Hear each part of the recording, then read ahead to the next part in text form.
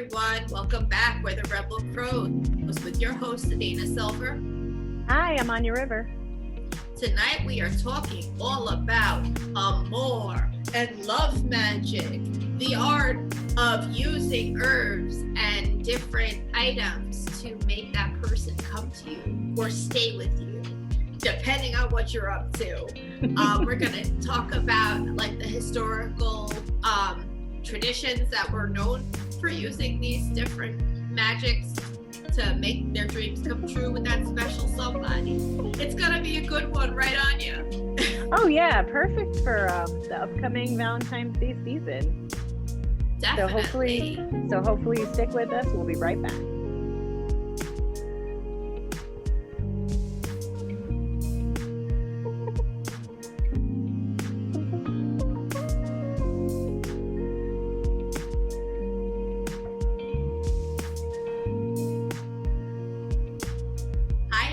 Welcome back. Let's get into this episode. We're going to talk about love magic. I have experience with love magic. It's not my favorite, but it's something I do practice from time to time. There's many different types and styles of love magic. It's a very, very old practice. There have been people, in ancient Egypt, the love magic that was practiced then was legendary. They used some unpleasant supplies, like animal dung and stuff like that in their magical workings. Whoa, really? Yeah. Oh, yeah. It was actually, I think it was crocodile dung was even used as like a spermicide, so you didn't get pregnant. Oh, God. Thank God we live in modern times. Oh, totally agree with you there. Sometimes I'm jealous of ancient, civilizations, but that's not that part. Apparently it worked, but I still I don't know about that one. I'm good. I'll try something else. Yeah. But they were known, the ancients were they loved love magic, especially like the Romans and the Greeks. They were all about love charms and talismans and potions and, all different spell work that, from ranging from folk spells to even like professional conjurers and wise women and herbalists were making these charms. And a lot of them were making quite a bit of money off it. So it became its own industry at some point. Isn't that interesting? Yeah. What's interesting to me about it is that you see that it's still the same today, right? Oh, definitely. Like love is such a popular topic to go into even when you're doing tarot readings. Everybody wants to know about their relationships. It's, this is human archetype behavior. This is this is what we're wired for.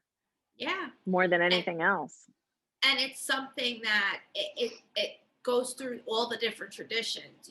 You might be in the middle of the desert and want love, and the same thing as a person in the middle of a city, so it's timeless. Love spells were really popular and really got their commercialization in the medieval times and the Renaissance times. There were people that were like wholesaling their remedies, being stocked in different markets and things of that nature. It was a little bit more commercialized than it was with, the old wise woman at the edge of the village, who could hook you up a quick spell. It went from being a folk practice to something that was more widespread and more commercialized. So that's interesting. Nowadays, love magic is extremely commercialized. You see it all over the place. Especially in places like New Orleans and Salem. You in the United States, for any of our listeners who are outside the United States, we're talking about the US. And you see it a lot in many of the African traditional religions. They have some of the most powerful love spells that I've come across. You see them like in Santeria, and some of the different conjure traditions have like really, developed love spells using different herbs, different methods, different candles, Hmm. like puppets and doll representations of people. They're writing all these, using photos, writing all these petitions, and using them in such a way to develop the outcome that they're trying to attract. Yeah. So it's a lot of power there. I get a little bit nervous with love spells. Um, Why? well, there's the argument of free will comes up. Yeah. There are certain types of love spells I will not do because of free will. I'm not going to try to make somebody love me. I would, Yeah. if they don't want to be happy with me, I would rather them be happy with someone else who makes them happy. You know, Right. I'm not going to try to force somebody to want me. Now, when you do try to do that kind of magic, though, you could get stuck in a bad situation. You could get stuck in a marriage that you're trying to save and wind up getting stuck hating each other with no way out. Hmm. You know, it's very easy to cross energies when working with love magic. I always say to beginners, try something else. Try manifesting money, try cleansing magic, try protection. Leave love for the professionals because Right. there's so much that can go wrong and it can impact you greatly. Right. Oh, you're talking a lot from the perspective of like if you're seeking to bring a specific person to you. But there's other realms of this whole topic in Of general. You course, know, like like there's like glamour magic, making yourself look a little extra, lifted, nipped and tucked and cute. I'm all about glamour magic, do your thing. That's not hurting anybody, you know? Um, well, yeah, no, I totally get that, but I meant more along the lines of like there's probably ways that you can do love magic on yourself maybe so that you oh, can yeah. attract the right person, instead of Well, being like I need this specific person. well, you've got to be careful with trying to do spell work for that as well, Mhm. because Okay. it's typically there's a change that needs to occur within you. Yeah. Now, you need to be doing some kind of like either shadow work or deep spiritual work or meditation work to try to find the core essence of yourself and doing repair work there, like Right. soul retrieval, stuff of that nature. A spell, yes, it might support that healing if you're asking for healing or light forward, or illumination or whatever you're asking for. But to ask for love specifically, it's a little tricky because it depends on your perspective and what exactly you're asking for, because it might not be something that can be manifested through a candle, for Yeah. instance. It might Yeah. be No, something that needs to be manifested on a much deeper soul level, which I is get that. why love magic is crazy. It's a lot Yeah. of crazy energies, It's almost like you need a prescription because the reasons Yes. why if you're unhappy either in a situation or you're unhappy because you're alone, the reasons could be infinitesimal. Like there's as many reasons why as there are people on the planet. So, it really has to be tailored to like your specific, whatever it is that you feel is lacking within you has to sort of Well, be remedied in order to, move forward. Like it's like the vibration that you're putting out, right? yes. Like you need to have your vibration, like if you want to attract like the right person or whatever, Well, you have I to would be that say, right vibration. yeah, I would say for if you were to do some sort of love magic, if you were to write a petition to just attract love in your life, not trying to specify where or how, just I need love. Let me attract it into the areas that it needs to be in. That can be very transformational and very powerful because you're not trying to put any kind of force in any particular area. So it is free to manifest however it manifests. And a lot of times you'll find beautiful things come to you when you do that. It's Yeah. just the control aspect of love magic is needs to be, kind of reined in.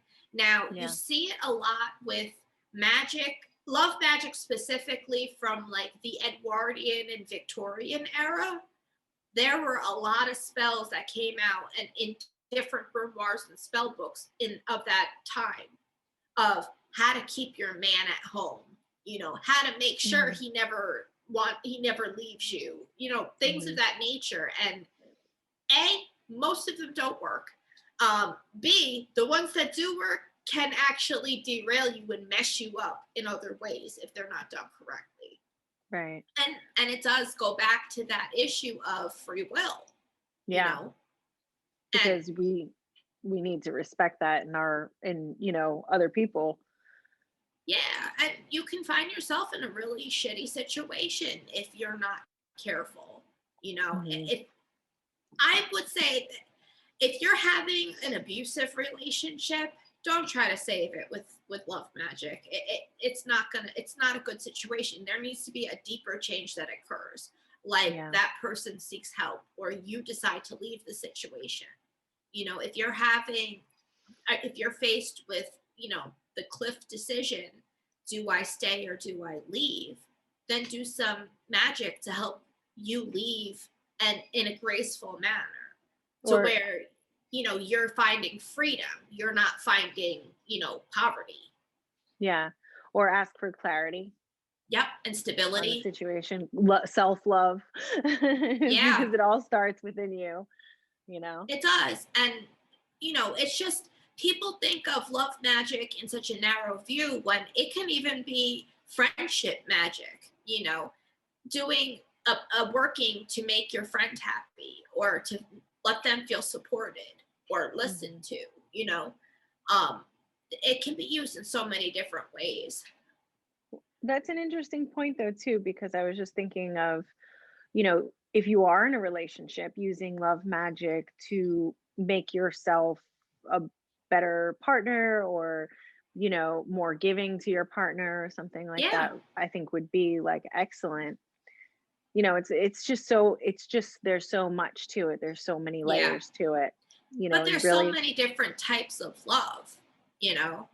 Like love is yeah. not just in the romantic sense. I mean, there's people that fall in love with objects. There's people that fall in love with um parts of themselves, or Mhm. even themselves as a whole.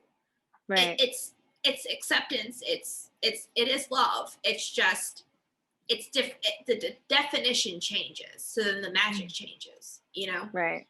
I think we need to be careful with the love magic because it all starts with us. Even just by going, I love you.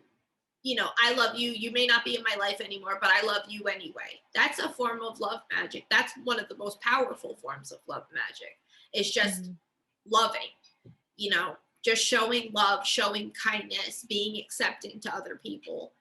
That's the basis of love magic. It's not about drawing that person to you, trying to find your soulmate, trying to find your twin flame, all of these, words and phrases that get buzzed around us all the time. It's deeper than that. It's a love connection. It's going, I'm connected to everything and everyone around me. I wish them well. And Mhm. when I wish them well, they wish me well too. And it's a continuous cycle, you Yeah. know. And that's really about changing your vibration. So Exactly. when you were talking about that, I just remembered this beautiful practice called Songlen, where you're utilizing your heart energy and wishing, various people all the things that, all beautiful things in their lives. Yeah. And you go to yourself and you go to someone that, you love, and then you go to someone that you don't like so much.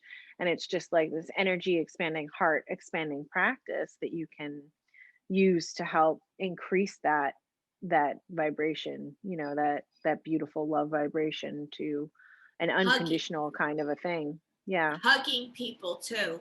That is Yeah. a self-contained love spell that's Hmm. portable. You could bring your arms with Portable. you everywhere you go. We do, don't we? Even hugging trees. I know it sounds crazy, but hugging trees, it's that heart connection that needs to get supplemented with extra energy. Either we're giving it or we're receiving it. But Mhm. that is a sense of love magic in itself. It's just saying, I need to ground my energies in some area in some way, or I need to help support somebody else. So by giving them a hug, by wrapping your arms around them and holding them close to your heart, especially a heart to heart hug, you are helping them vibrate on that same loving vibration, which can then help them either, get over grief or heal in some way, maybe find some closure, maybe just feel supported, Yeah.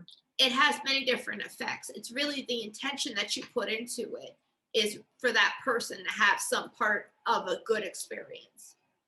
I don't know if you can really, if you can feel it too. Like I feel it, especially when I hug my kids. Like I feel the Yeah. energy. It's really good. It's I really, feel really it good. when I smell my kid's head for whatever reason. It's like their scent makes me feel that love feeling, you know? Does it light up your heart chakra or is it Yes, just like, okay. it does. It does. And also my third eye chakra for whatever reason. Um, Hmm. there's times where I smell them and I get flashes of like other parts of our life together. Yeah. Right. Um, or I can tell if they're worried and stuff like that.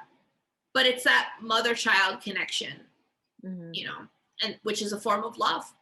I Yeah. would say Right. probably one of the strongest forms of love is the mother child bond. I agree.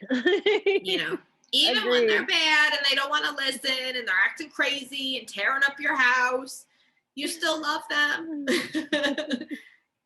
You want to They're protect one of the them.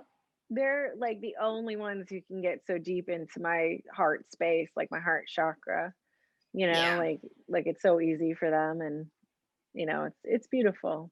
Yeah. it So is. those are good ways to use love magic, but it's like more general and you're more doing it with yourself, you Yes. know.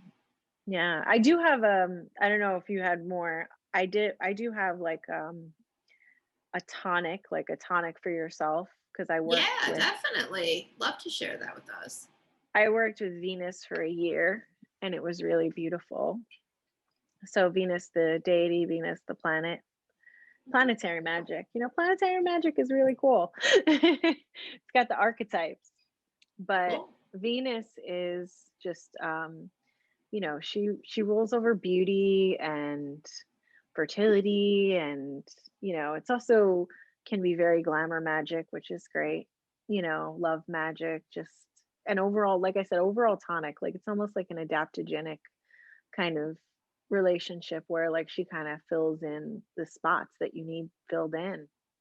Nice. um and so I just set up an altar to her and I had her retrograde pattern, which is like a lotus kind of a, like if you look at it Hmm. from a 2D perspective, it's like a lotus, which is beautiful.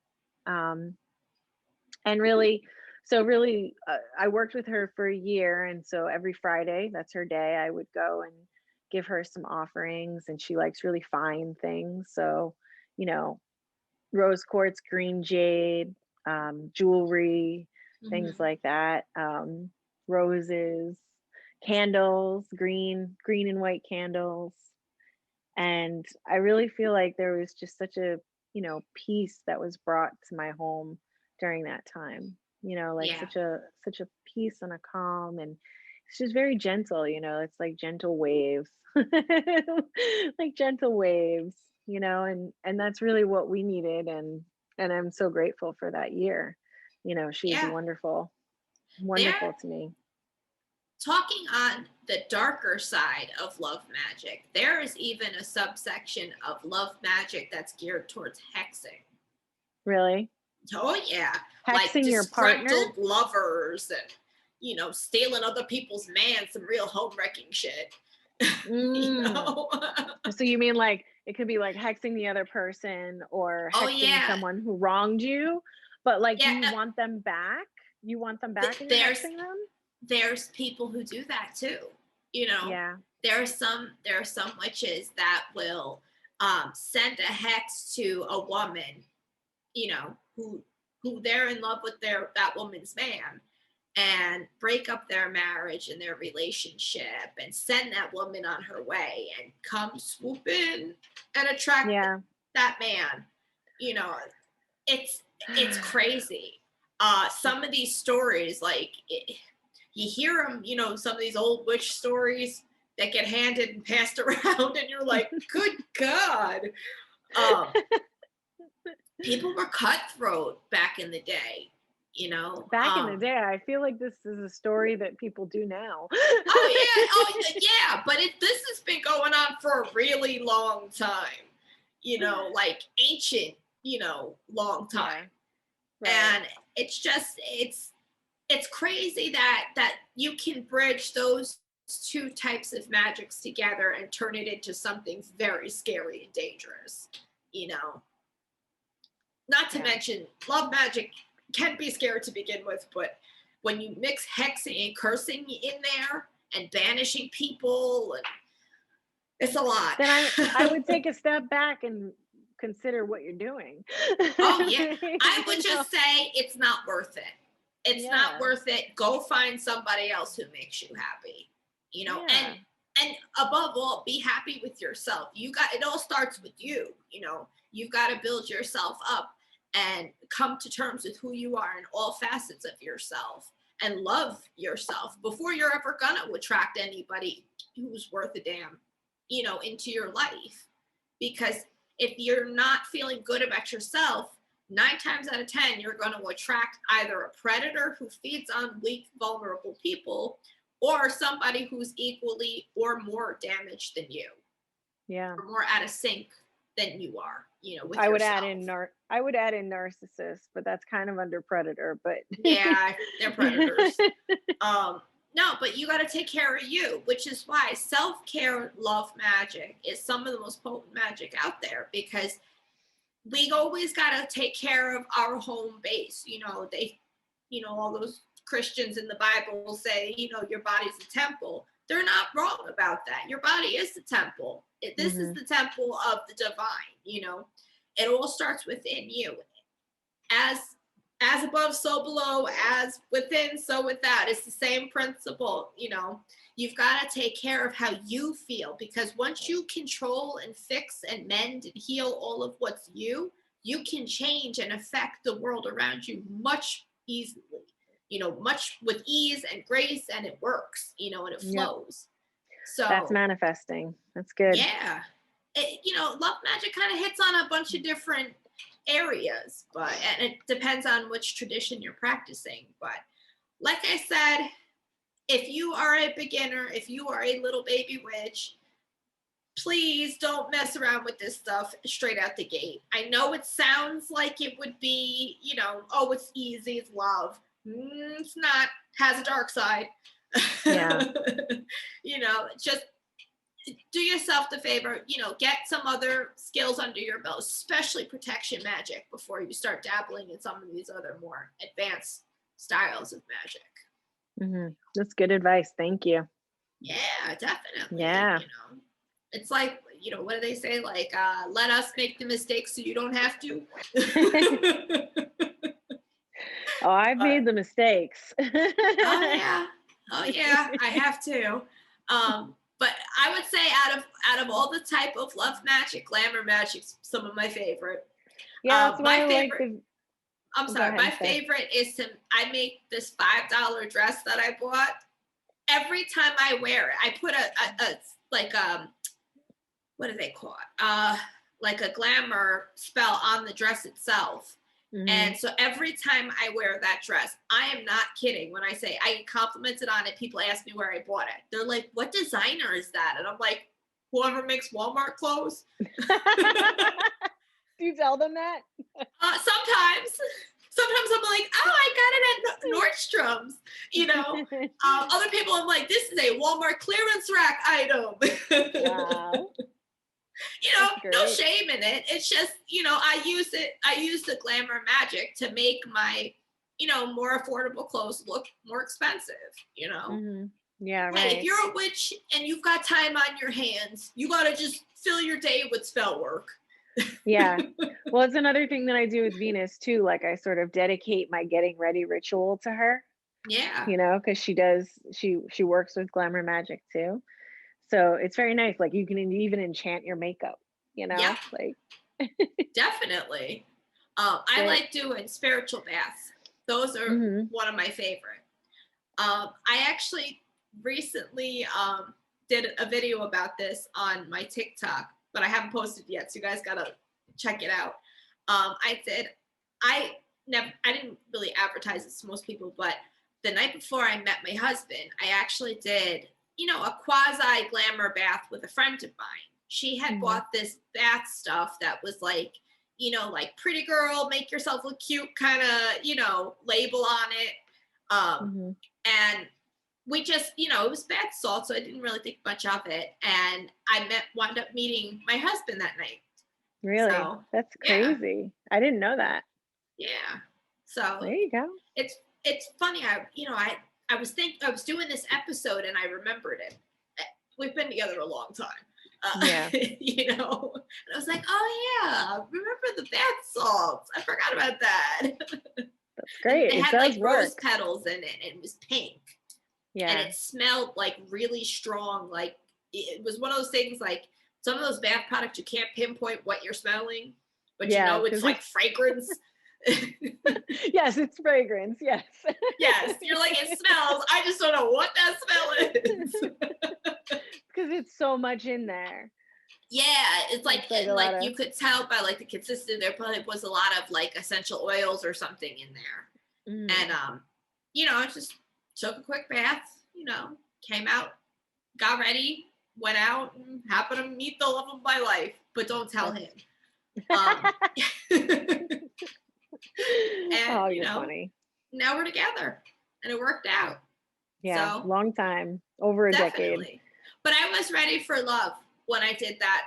When I took that bath, I was ready to find somebody. I didn't know who I wanted. I didn't really know what I was looking for. I was just open, and I knew that I was ready to find somebody who appreciated me. Yeah. And most of all that I remember from that night is I was not really there for anybody but me. I was going out to have fun with my friends because I didn't really have a lot of fun before that. I was kind of in a bad relationship. And I wanted to look good. I wanted to have fun, and I did it for me. And just with that intention in mind, that's when I met the person I was supposed to be with, is because I had finally stepped into me, and owning up to whatever that meant. It was a very confusing part of my life, but I credit this glamour magic to helping me get on the road to love. So there's something in it, right? Yeah, absolutely. Yeah, absolutely. I love glamour magic so much. It's such a fun magic. It is. Like it's not even about like necessarily meeting the person or whatever, it's just that so much about intent, you and No, exactly. And there's something to be said too for the idea of finding the person like once you've let go. I really like that about your story. I mean, I know you didn't use those exact words, but it's almost like just letting go of everything and just being complete with yourself. A lot of people say they found the one that way, by like genuinely letting go. It's not something that you can fake or try to do. Yeah. And it's funny, you always realize you do it after the fact. Yes, it's exactly. Never in that moment. It's always when you look back at it, you're like, oh yeah, I was really carefree. Yeah. How could you know in the moment, right? Right. How could you? I agree. Well, anyway, guys, we hope you enjoyed this funny episode talking about love magic, glamour magic, friendship magic, and when it goes bad. If anybody is interested in having a reading, I am Athena Silver, I'm professional psychic media. If you want to have a reading with me, my website is readingswithathenasilver.com. And my Instagram is athena.silver, and my TikTok is athena_silver. How do they get a hold of you, Anya? Yeah, so I'm a certified hypnotherapist and a tarot reader, and you can reach me at Anya River, ANJARIVER, on Facebook and Instagram. Awesome. Now, check back. We drop an episode every Thursday on YouTube and on all major podcasting platforms. If you guys have an episode suggestion or topic you want to hear, why don't you comment it on this episode and we will do an episode for you guys. Anyway, have a good night. Enjoy the rest of your day. Thanks. Bye.